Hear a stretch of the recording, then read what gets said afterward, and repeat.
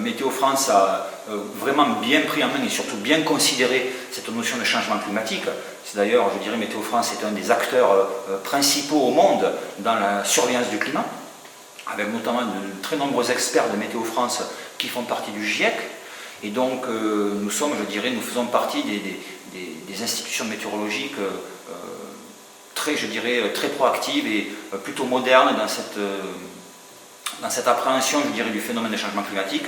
Et puis Météo France a aussi, je dirais, connu un changement assez radical en 1999 à cause des fameuses tempêtes. Les fameuses tempêtes de 1999 qui avaient touché la France avec des vents pour dans certaines régions dépassant les 200 km/h.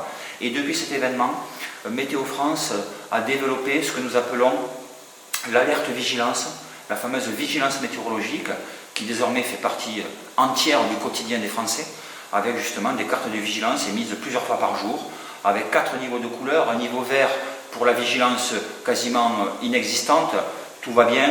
Une vigilance jaune, attention, des phénomènes qui certes sont peut-être habituels pour votre région, mais attention, il faut quand même être vigilant.